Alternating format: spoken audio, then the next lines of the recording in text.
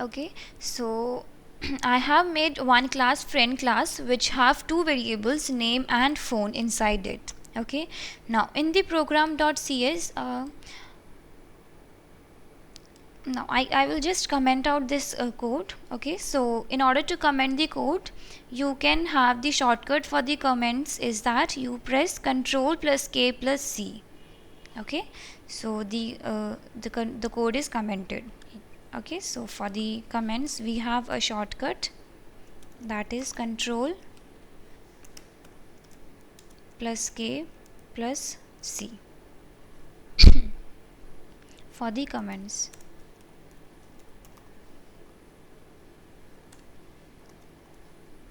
Okay, now what I'll do is that I'll first of all create the object of the friend class. Right, now what do you mean by object of the friend class?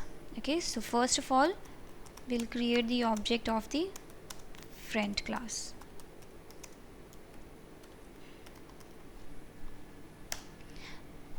Now how can you create the object of the friend class is that you declare new and then have the friend class name, that is friend.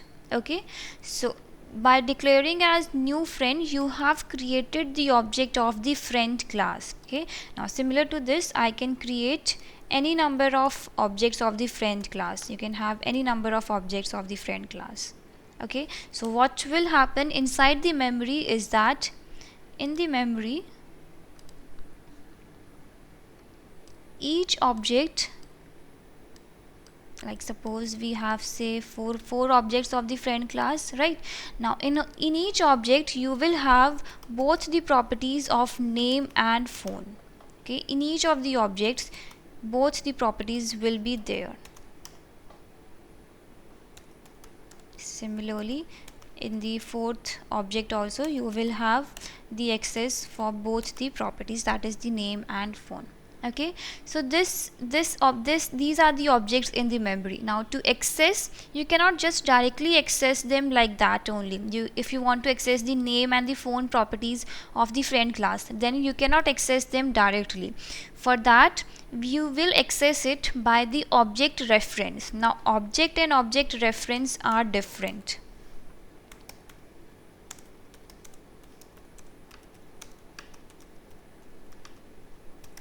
Object and object references are different. Just make a note over here that these both are different. Now if we write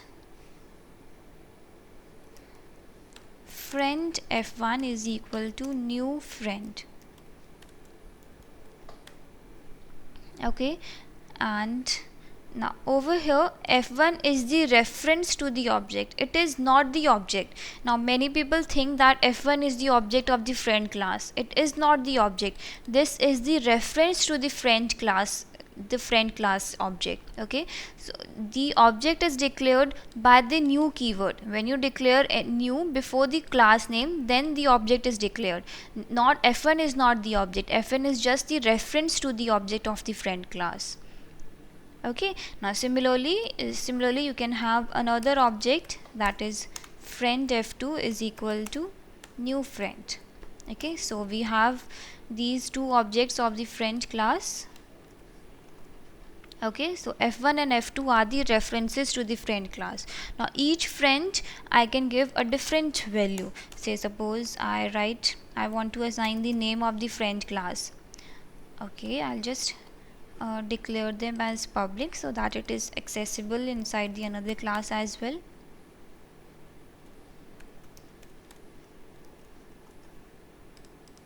Now if suppose you want to assign the name of the friend class, first friend, say suppose f1 dot name is equal to a.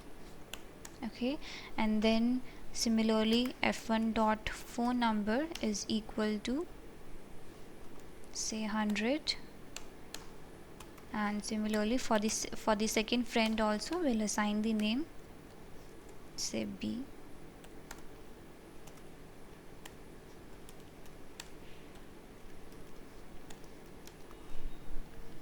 Okay, so we have assigned the name and the phone number for both the friends. Now if you want to print the names of both the friends, then you can simply write console.writeLine f1.name and f2.name. Okay, so now when I run my code, okay, so you see that it prints the name of both the friends, that is A and B. Okay, so so now what happens exactly in the memory is that you have this friend object. Okay, in the friend object we have the name and the phone properties for both the friends, for the first friend as well and for the second friend also.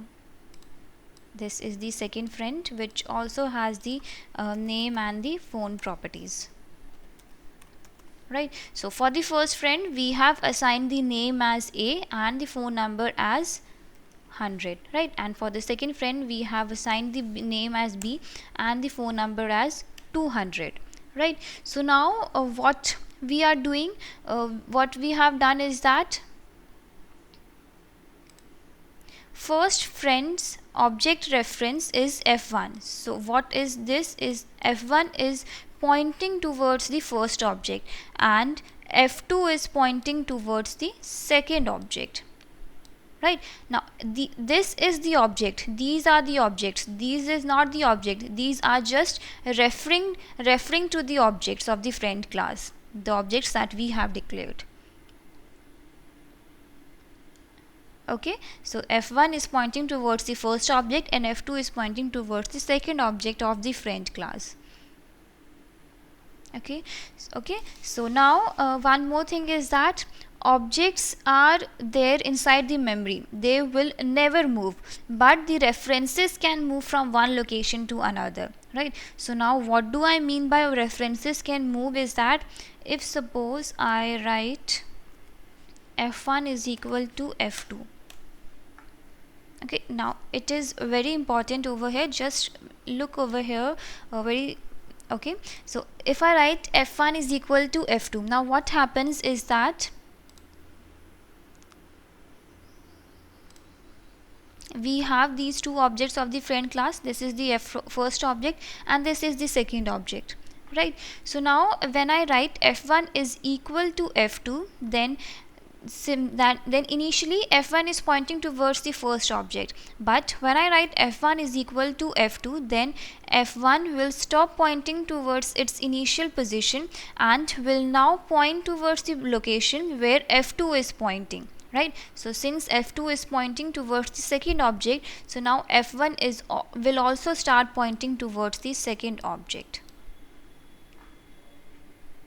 where f2 is pointing. Okay, right? So now if I print my name over here, say I write f1 dot name and similarly I write f2 dot name. I'll just put a demarcation line over here so that it is distinguishable.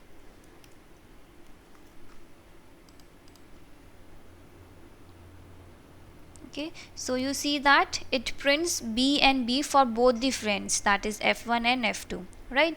So as I told you that when I write f1 is equal to f2, then f2 will not point towards its initial location, it will point towards the location where f2 is pointing, right? So since f2 is pointing on the second object, so f1 will also start pointing towards the location where f2 is pointing, right? So as I told you that objects cannot move from their location, but references can move from one location to another location.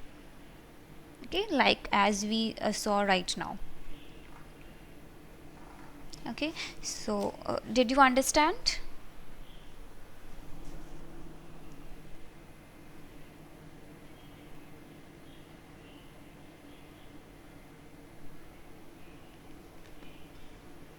Any doubt do you have?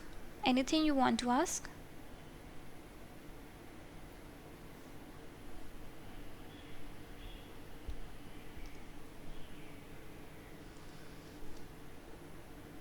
Okay.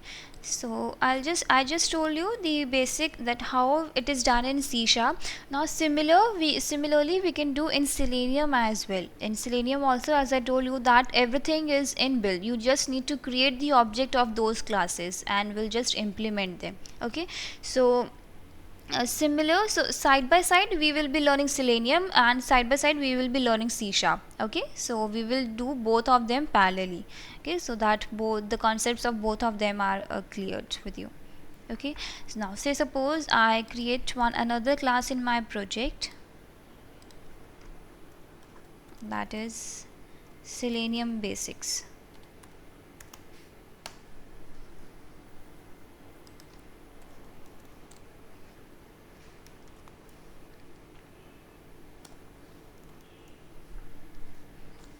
Okay, I'll just declare a main function inside it.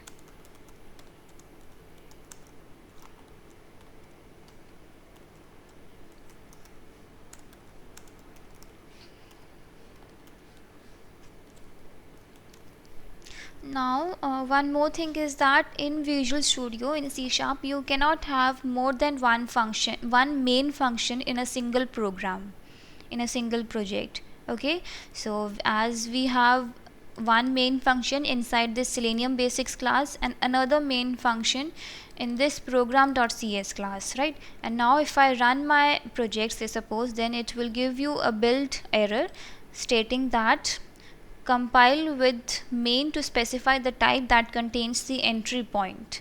Okay, so it says that you cannot have two or more than one main functions in a single program, in a single project. Okay, so what we'll do is that, like over here also you can see that a red line, a blue line coming over inside the main, below the main word. Okay, so what we need to do that, I'll just comment out the code, the main function from this program.cs class file.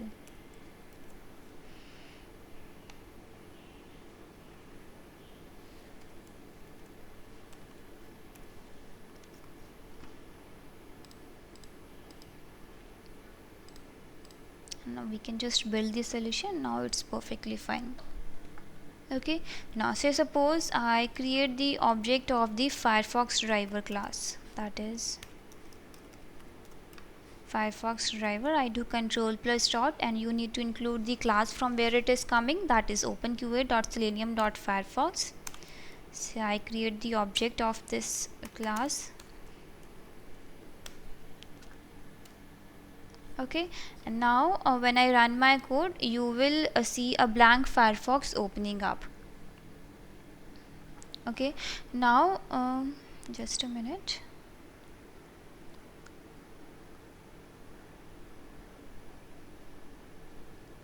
Okay, so you see that a blank Firefox opens up. Okay, now with this Firefox, this driver object, this object of the Firefox driver class, you can have multiple functions associated with it.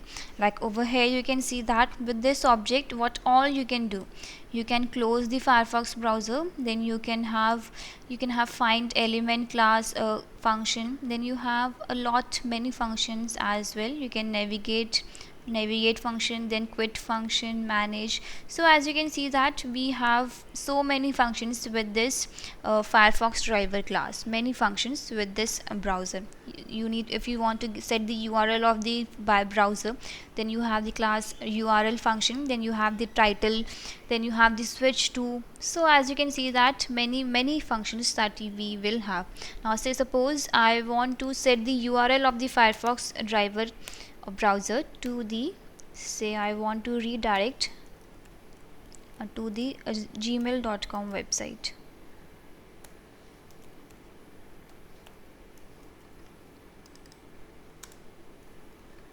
Okay, and now when I run my code,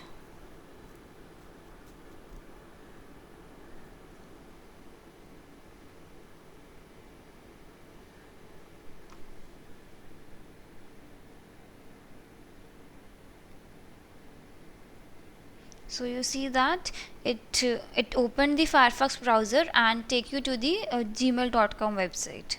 Gmail website is being opened on the Firefox browser. right? So this is how you can just access the functions of the Firefox driver class, any functions that you are interested in. Okay, now if suppose you can have multiple objects of this Firefox driver class as well. Say suppose I create another object of the Firefox driver, say fd1 is equal to new Firefox driver, and then you want to say redirect the second browser to the URL cnn.com. okay, and now when I run my code,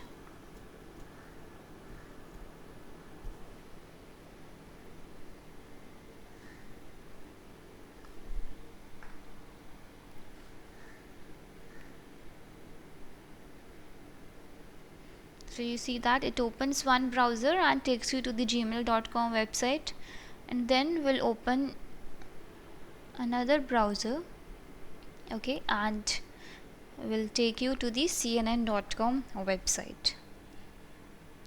Okay, so you see that two browsers opening up. The first one takes you to the gmail.com website, and the another one takes you to the cnn.com website, right? So as like this, you can open multiple browsers at the same time with the help by just creating the objects of the Firefox driver class. Okay, but generally we open only single browser at one time. We don't open multiple browsers on the same machine at the same time. Okay, so we generally open only single browser. So I'll just remove one of the statement.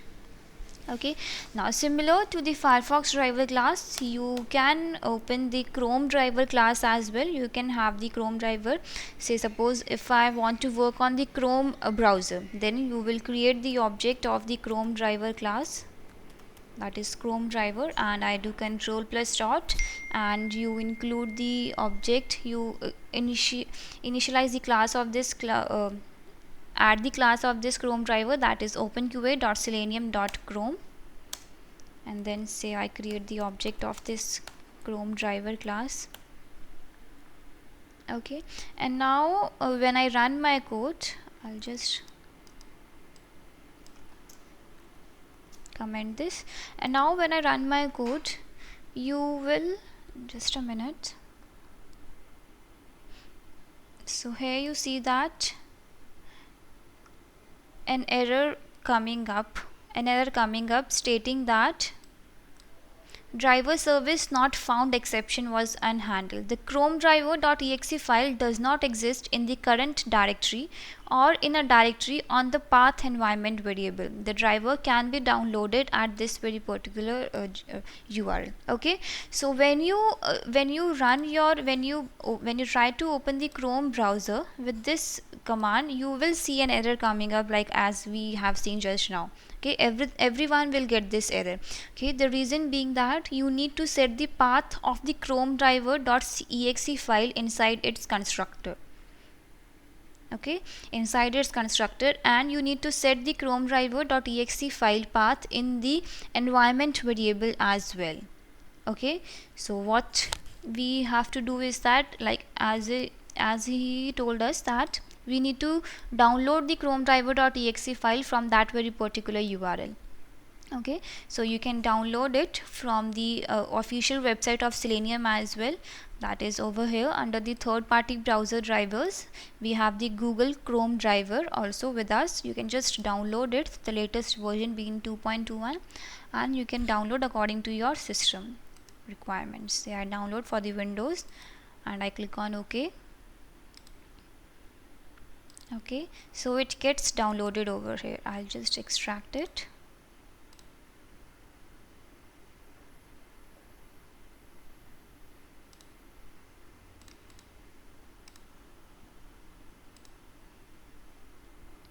Right, so it gets downloaded. This is the Chromedriver.exe file. Now what it says is that we need to set the path of this Chromedriver.exe file firstly inside the constructor of the Chromedriver class, and then we need to set this path in the environment variable as well.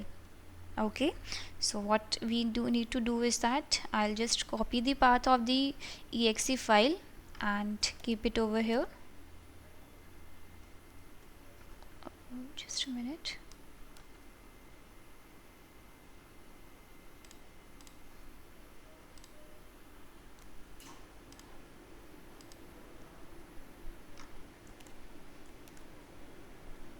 and then you can put a double slash, or you can put a single @ and then it will also work.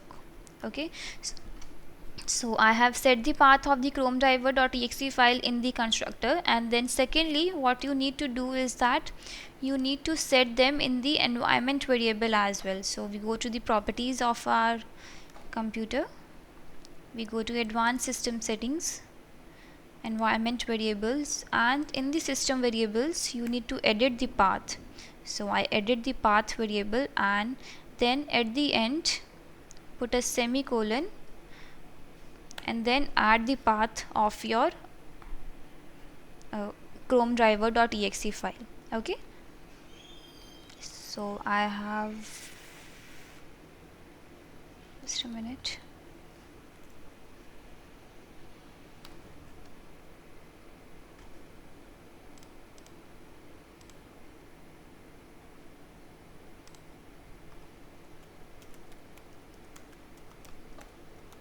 So we have Chromedriver.exe. I click on OK and OK.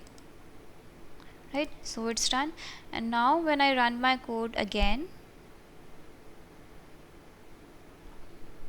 so now you'll see that the Chrome browser will be opening up. A blank Chrome browser opens up before you. Right, so you see that the Chrome browser opens up. Okay, and now you can give the path, you can give the URL of the to the Chrome browser as well. Say you want to set the URL of the Chrome browser to, say, yahoo.com.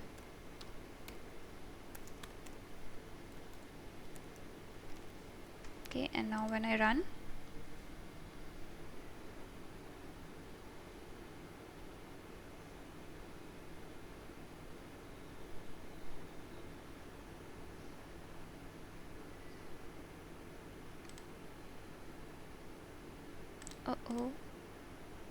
the URL is incorrect. I run it once again.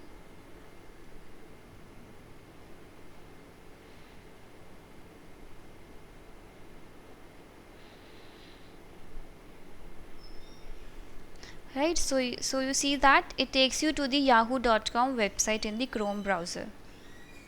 Okay, so this is how you work with the Chrome browser. That is, you need to give the path of the exe file of the Chromedriver in the constructor, and you need to set it in the environment variable as well in order to work with the Chrome browser. Okay, so similarly to the Chrome browser, we have the class for the Internet Explorer driver as well. That is, if suppose you want to work with the Internet Explorer driver, then you need to create the object of the Internet Explorer driver class. I do control+dot and I add the reference from where it comes, that is openqa.selenium.ie, and I create the object of the Internet Explorer driver class. Right, okay, and now when I run this script, so over here also it gives you the same exception as driver service not found exception. Okay, that is, you need to set the path of the IE driver as well in the environment variable and in the constructor, like we did with the Chrome browser. Okay, so for that also you can download the exe file of the Internet Explorer driver also from the official website of Selenium. Okay, so just hold on.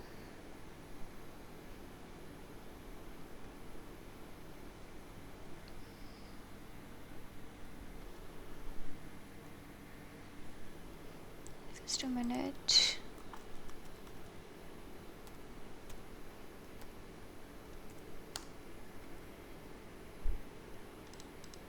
Under the download section you have this Internet Explorer driver server. Okay, you can download the version for the Internet Explorer driver according to your system configuration. Okay, and this 32-bit Windows IE and 64-bit Windows ID, this bit version is not for the Windows version. It is asking, it is saying the IE version, what you want to download, the version of the IE, that is you want to download the 32-bit IE version or the 64-bit IE version. It is not your Windows configuration. Okay, so we can just download the 32-bit IE also for the Windows. Okay, so we save them, right, and I'll just extract it.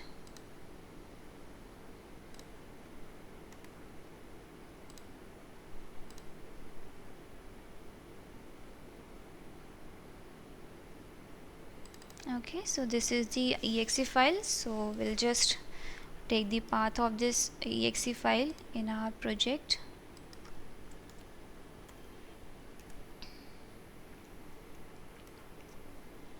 Okay, and then we'll set it in the environment variable as well.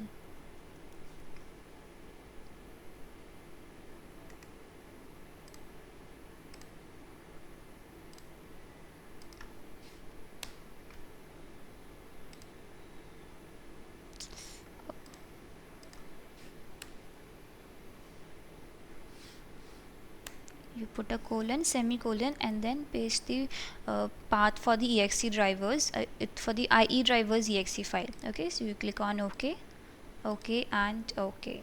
Okay, and then right, and now when I run my code again, so it will now open the IE driver. Okay, so you see that it opens the IE browser before you, right? And if similarly you can set the URL for the IE browser as well, that is you can set IE dot the URL is equal to, say you want to redirect to google.com.